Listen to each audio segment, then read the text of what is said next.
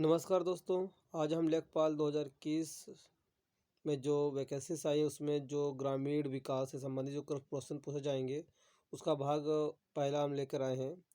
तो उसमें हम पहला क्वेश्चन देखते हैं। हमारा जो पहला क्वेश्चन है, अधिक उपज देने वाली किस्मों के कार्यक्रम से कृषि क्षेत्र में हरित क्रांति की शुरुआत कब हुई थी। तो क्वेश्चन ये पूछ रहे हैं कि हरित क्रांति की शुरुआत कब हुई थी भारत में।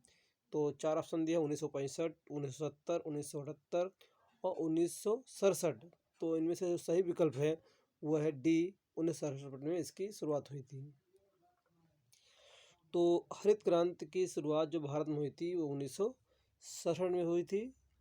और भारत में हरित क्रांति का जो जनक कहा जाता है वो एम.एस. स्वामीनाथन को कहा जाता है। विश्व में हरित क्रांति का जो जनक कहा जाता है वह नॉर्मन बोरलॉग को कहा जाता है, मैक्सिको के रहने वाले थे। और श्वेत क्रांति का जो संबंध है वो दूध से है, जिसे हम लोग ऑपरेशन फ्लड के नाम से भी जानते हैं। तो इसमें कई क्वेश्चंस हैं। तो हरित क्रांति का संबंध खाद्य पदार्थों से है या खाद्य फसलों से होता है, जबकि श्वेत क्रांति का संबंध ऑपरेशन फ्लड से है।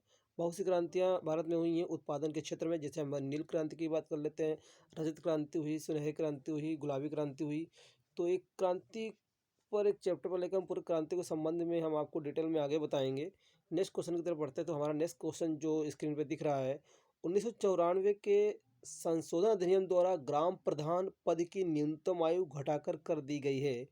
तो इसमें चार ऑप्शन दे रहे हैं, इसमें सही ऑप्शन चूज करके आपको बताना है। तो इसमें जो सही विकल्प है उसमें है 30 से 21 साल कर दी गई है। प्रधानी चुनाव करने के लिए प्रधान का न्यूनतम आयु जो है वो 21 साल होनी चाहिए। नेक्स्ट क्वेश्चन है, भूमि की पैमाइश का कार्य कौन सा विभाग करता है। स्क्रीन पर चार ऑप्शन दिख रहे हैं, इसमें सही ऑप्शन चूज कर को बताना है। तो इसमें जो सही ऑप्शन जो है वो है राजस्व विभाग। राजस्व विभाग भूमि की पैमाइश कराता है।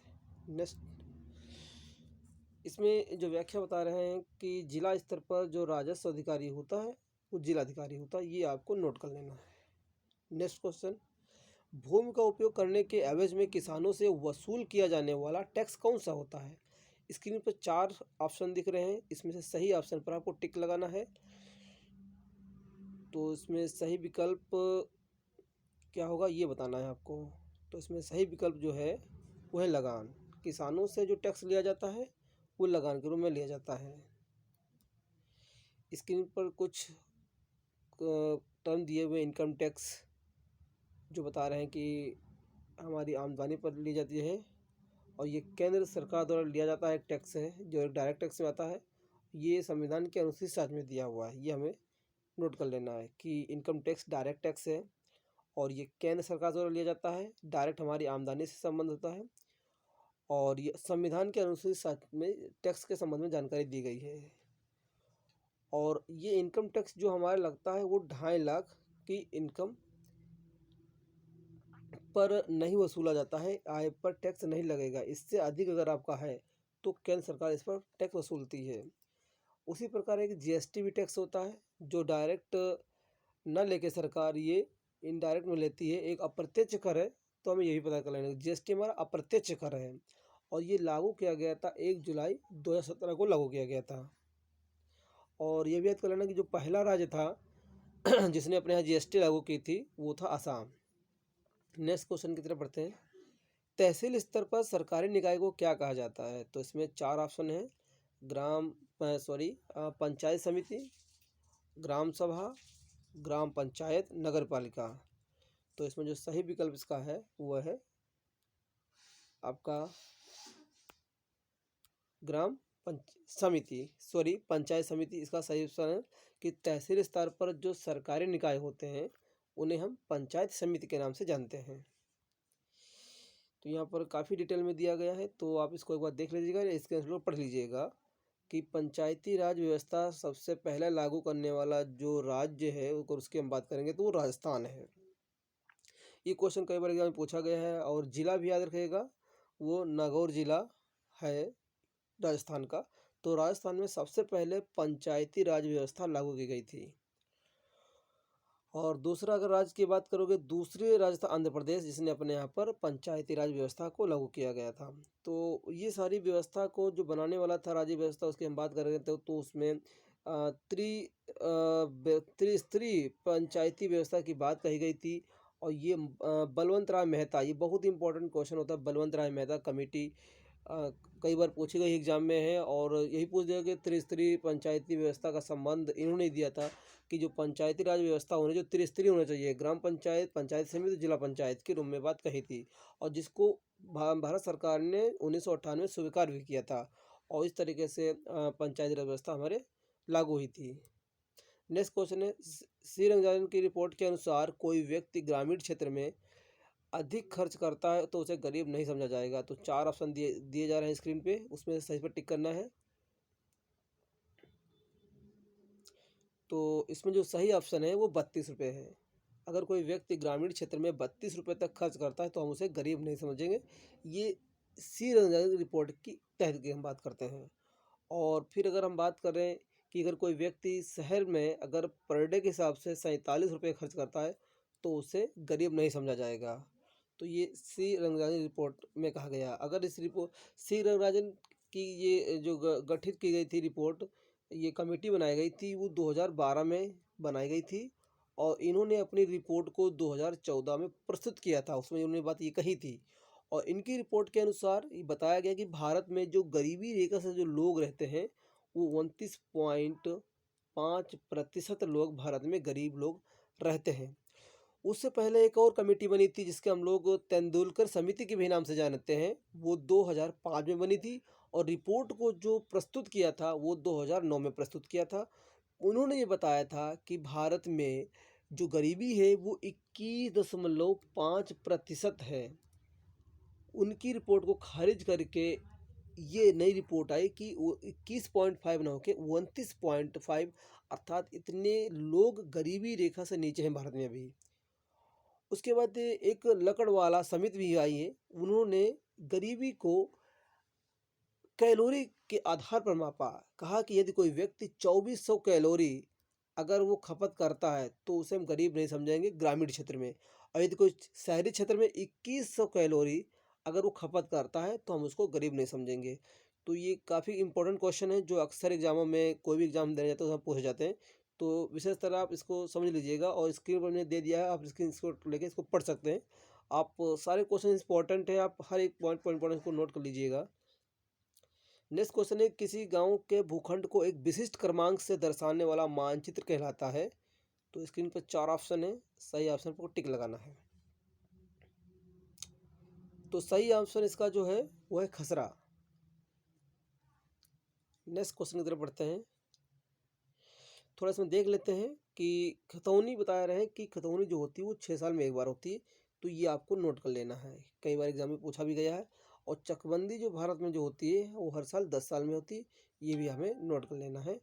ये क्वेश्चन अक्सर पूछे जाते हैं। नेक्स्ट तीसरा ऑप्शन दे रहे हैं कि जो राजस्व अधिकारी, हम पहले क्वेश्चन हो चुका है, बता चुका हूँ कि जिला स्तर पर जो राजस्व अधिकारी होता है वो जिला अधिकारी होता है। और गांव स्तर पर जो राजस्व अधिकारी होता है वो लेखपाल होता है। तो हमें ये पॉइंट पता होना चाहिए, इनको हमें नोट कर लेना है, अक्सर एग्जाम में पूछे जाते हैं। नेक्स्ट क्वेश्चन जो स्क्रीन पर दिख रहा है हमारा है, अंबेडकर विशेष रोजगार योजना के अंतर्गत सामान्य श्रेणी लाभार्थी के लिए उपलब्ध इकाई लागत, प्रतिशतता एवं अधिकतम आर्थिक सहायता धनराशि क्या है। ऑप्शन स्क्रीन पर 4 दिख रहे हैं, सही ऑप्शन पर टिक करना है। फ्रेंड्स, हम ये बताना चाहेंगे, ये क्वेश्चन लेखपाल 2015 में पूछा गया था। और उस हिसाब से अगर हम इसमें उत्तर देखेंगे तो इसका ऑप्शन जो आएगा वो डी आएगा, 75 से वो आएगा। लेकिन फ्रेंड्स, अगर आज वर्तमान में अगर हम देखते हैं कि अंबेडकर विशेष विशेष रोजगार योजना 2004 में आई थी। बाद में इसका 2015 में नाम बदल दिया गया है, बाबा साहब अंबेडकर योजना कर दिया गया है। और इसमें काफ़ी संशोधन कर दिया गया है। तो इस समय प्रेजेंट टाइम पर अगर हम बात करेंगे तो इसमें सामान्य वर्ग के लिए 50,000 और SC ST और दिव्यांग या OBC के व्यक्ति के लिए सब्सिडी के रूप में 70,000 रुपये दिए जाते हैं।